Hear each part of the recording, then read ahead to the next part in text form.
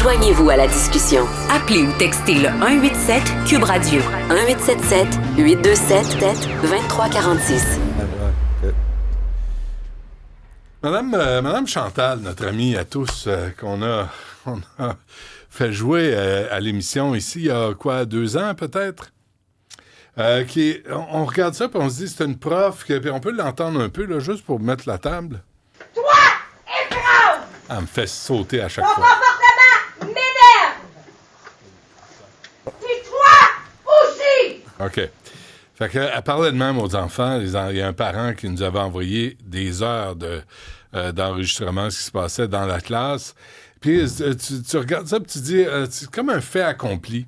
Tu dis, elle est là, elle est dans la classe, elle traumatise des enfants, puis là, elle est rendue à l'école primaire Marie-Charlotte de Joliette. Je sais pas si elle travaille, elle était en congé de maladie en rentrant. Ça augure bien. Mais il y a une réflexion à faire, puis notre invité, Kevin Gagné, qui est directeur des ressources humaines chez Franklin Manager, Franklin Empire. Empire, exactement. Franklin Empire avait une réflexion vraiment intéressante. Kevin, bonjour. Merci d'être avec nous. Ça fait plaisir. Merci d'avoir écrit. Vous, votre réflexion sur Madame Chantal, c'est en dehors de la classe. Hein? Oui. Il y a du monde qui ont décidé de dire, elle est bonne. Elle est bonne. Oui. Elle est bonne pour l'école primaire. Oui. Expliquez-nous votre réflexion là-dessus. Ben, étant professionnel en ressources humaines, évidemment, la première question que je me suis posée, c'est qui a décidé de l'embaucher et dans quel contexte on est en mesure de l'embaucher en faisant fi de tout ce qui était connu du grand public. Donc, je me suis questionné. Ça, c'est la deuxième fois, là. Oui. Ça, la nouvelle école. Oui, exactement. Ouais. La deuxième fois, puisque j'ai ma belle-sœur, ses enfants allaient à la première école. Donc, c'est vrai? Oui, donc c'est elle qui m'a informé pour me dire que Mme Chantal s'était trouvé un nouvel emploi. Je n'avais aucune idée. Évidemment, j'ai d'autres choses à faire dans ma vie que de la suivre. Et j'étais impressionné de savoir qu'elle s'était trouvé un autre emploi aussi facilement. Puis je me suis dit, en tant que professionnel des ressources humaines, quel recruteur serait intéressé par ce type de profil-là. Mais là, ce qu'on sait, Kevin Gagné, c'est que le dossier ne suit pas d'un centre de service scolaire à l'autre. Pas encore, malheureusement. C'est ça. Ça, c'est le nerf de la guerre. Si t'es pas capable de retracer la personne que t'embauches, difficile de le savoir. C'est difficile de savoir, mais habituellement, un peu comme c'était écrit dans la lettre que je vous ai faite parvenir, on prend des références. On prend des références. Et dans ce cas ici, j'imagine qu'il n'y a pas de références qui ont été prises et ça fait défaut. Ouais.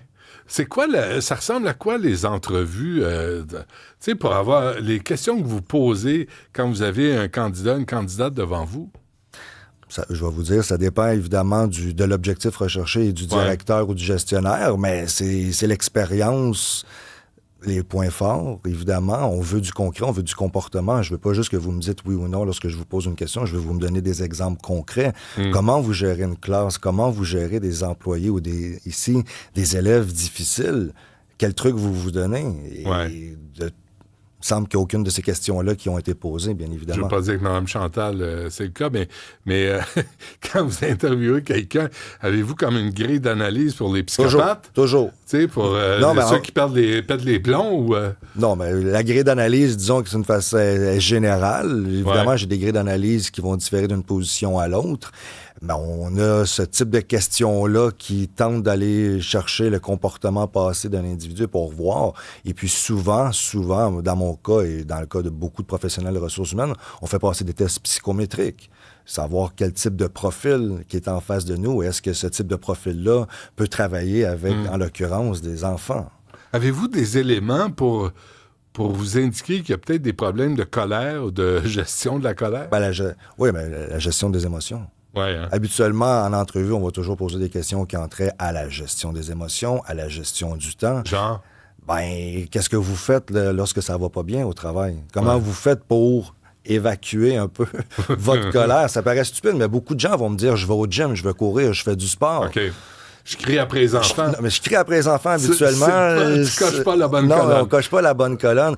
Et puis, évidemment, en posant des questions précises, je pose une question et je veux que la personne me réponde. Et lorsque je me rends compte que la personne ne répond pas assez, je vais toujours chercher de plus amples informations pour m'assurer que ce qu'elle me dit, premièrement, c'est pas de la bullshit.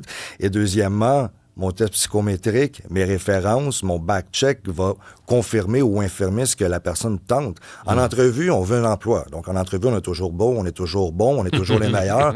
On n'a jamais fait d'erreur dans le passé. Évidemment, on veut un emploi. Donc, on se présente sur notre meilleur jour. Ouais. Mon but, le but d'un professionnel des ressources humaines, c'est d'aller tenter d'aller trouver les incongruités, les mensonges d'une certaine façon. Vous parlez, Kevin Gagné, dans votre lettre, des représentants du directeur des poursuites criminelles et pénales avaient rencontré des parents pour leur expliquer qu'il n'y avait pas de dépôt, il n'y aurait pas de dépôt d'accusation contre Mme Chantal. Malheureusement. Ça, c'est aussi un autre problème là, Oui. dans cette histoire-là. Qu'est-ce que ça prend pour qu'il y ait un dossier qui se rende jusqu'au bout? Ici, on peut présumer probablement que le syndicat, je ne veux pas prêter de mauvaise intention au syndicat, mais le syndicat doit protéger, défendre les intérêts d'un employé, en l'occurrence Mme Chantal. Est-ce qu'il y a quelque chose en coulisses dans les politiques qui s'est fait? Peut-être, on peut présumer, mais c'est dommage de voir qu'on n'a pas été en mesure de se rendre au bout du processus, d'autant plus, comme vous le savez, le dossier disciplinaire de l'employé ne la suit pas. Donc, il faut s'assurer de pouvoir se rendre au bout des enquêtes et de rendre disponibles les conclusions de cette enquête-là. Ben, vous dites ça, bonne chance si vous comptez prendre connaissance des rapports et des conclusions des deux enquêtes. Ça, c'est quand même aberrant. Tu sais, c'est des enfants qui sont mis devant cette femme-là qui pète les plombs. Ouais. On l'a entendu, mais c'est pas d'intérêt public.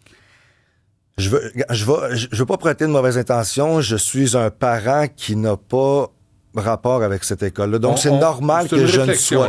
Ouais, c'est normal que je n'ai pas accès à ce type d'informations-là. Ouais. Mais les parents qui sont en cause ici devraient au moins avoir accès aux conclusions. Et de toute évidence, ils n'ont pas eu accès. J'ai fait mes recherches sur le sujet et personne n'a eu accès à ces rapports-là. Ce qui est un petit peu aberrant. Si j'étais le parent d'un de ces enfants-là, je voudrais savoir quelles sont les conclusions et pourquoi on ne peut pas poursuivre. Les enfants de la nouvelle école ou de l'ancienne? Ah, ou les deux? Les deux, hein? Ouais. Évidemment, le but, c'est de protéger l'enfant. Vous m'avez dit, c'est votre sœur qui avait des enfants? Ma belle-sœur. Votre belle-sœur qui avait des enfants. Oui. Mais est-ce que ces enfants-là ont eu des classes avec Mme Chantal? Heureusement, non. Mais comme vous savez, les étudiants, les élèves, en l'occurrence, se parlent. Donc, évidemment, on a été au courant très rapidement et les parents des étudiants se parlent. Donc, on était au fait très rapidement. Puis il y a de l'écho dans l'école, hein? Il y a beaucoup d'écho. Beaucoup d'écho. Ah oui? On l'entendait ailleurs? Ben oui. Ah oui, hein? Ben oui.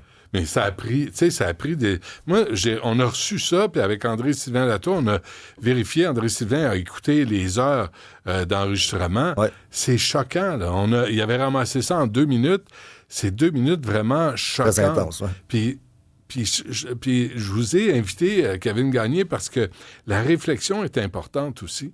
C'est que là, c'est un cas, puis l'actualité fonctionne de même. On en a parlé, on n'en parle plus. Sauf que ça veut pas dire que c'est réglé, ça veut pas dire qu'il n'y a pas d'autres cas, ça veut pas dire, tu sais, que...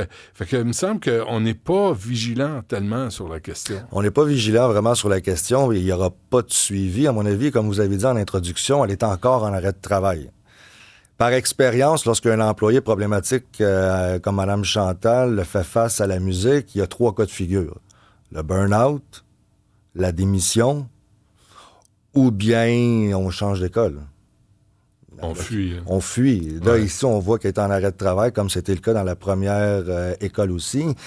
C'est une façon facile de fuir les problèmes. Et puis, évidemment, lorsqu'on est en arrêt de travail comme ça, le dossier demeure confidentiel. Ouais. On n'aura pas accès. Puis en même temps, on ne veut pas faire de chasse aux sorcières, on ne veut pas s'acharner sur son cas, de toute évidence. Tu sais, besoin d'aide un petit peu. Besoin d'aide, évidemment.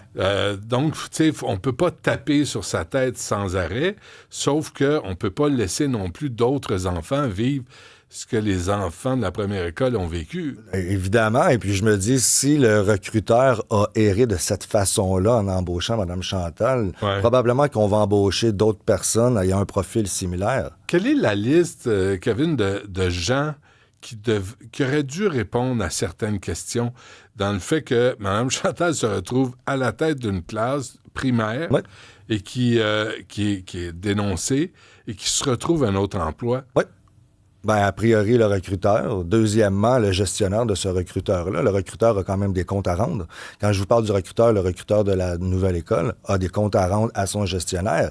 Et habituellement, on prend des références. On aurait dû appeler le recruteur ou le conseiller, le professionnel RH de la première école et prendre des références. Donc, on a le recruteur, on a le professionnel RH, on a le gestionnaire du deuxième recruteur. Il y a du monde. Il y a beaucoup de gens. Et là, on ne parle pas de la commission scolaire ou du directeur de l'établissement. On parle juste du premier niveau et il y a des failles à ce premier niveau-là. Donc, je m'explique mal comment on est en mesure, par la suite, d'approuver ce type de choix-là. Ben, c'est important, ça, parce que comme parent, tu dis, ils ne mettront pas n'importe qui dans la classe. Là, Bernard Drinville dit, on a un adulte pour surveiller, mais on ne peut pas laisser faire ça. Là. On peut pas. Ou à l'école Bedford, t'as des crinqués religieux qui disent aux petites filles, tu n'as pas le droit de jouer au soccer. Non. Tu dis, comment se fait que tous les noms que vous avez, tous les titres, les jobs que vous avez nommés, Kevin, c'est des gens qui auraient dû protéger les enfants à un moment ou un autre. Oui, mais vous apportez un bon point parce que la question qu'on va leur poser, puis je me suis déjà moi-même fait poser cette question-là en entrevue, pour qui vous travaillez? Et je doute que les recruteurs disent nous travaillons pour le bien des enfants. Ils vont probablement dire on travaille pour la commission scolaire, le centre de services scolaires, ou bien pour l'établissement. Rares vont être les gens qui vont dire nous travaillons pour les enfants ou les étudiants. Ils sont très rares. Pourtant, c'est leur client primaire. Oui. Vous dites, le syndicat indiqué est là pour défendre ses membres et s'assurer que l'employeur n'abuse pas de ses droits de gestion et s'assurer que la direction applique la convention collective comme il se doit. C'est pas le syndicat qui embauche. Non, vraiment pas. Vraiment pas. Le syndicat, lui, s'assure que le recruteur, s'assure que le gestionnaire ou que la partie patronale respecte les procédures, qu'il y ait de l'équité, qu'on respecte ce qui est écrit dans la convention collective. Donc, ils ne font pas le recrutement. Mais est-ce que le syndicat devrait être tenu de dénoncer des employés qui sont censés défendre, mais quand même, tu sais, qui ont commis des gestes répréhensibles? Oui, mais le syndicat ici va vous dire probablement qu'elle est encore, disons, non reconnue coupable. Donc, elle a le droit, en toute légitimité, à appliquer sur ce poste-là, à être transférée. Probablement que ce serait sa position. Le but, c'est évidemment de s'assurer que tout soit fait correctement, mais pour répondre à votre question, dans un monde idéal, la partie patronale et la partie syndicale devraient fonctionner main dans la main dans ce type d'embauche-là pour s'assurer de bien servir les élèves ici. Quelle conclusion vous tirez de tout ça, là? La conclusion de votre lettre, là, mais pour vous entendre?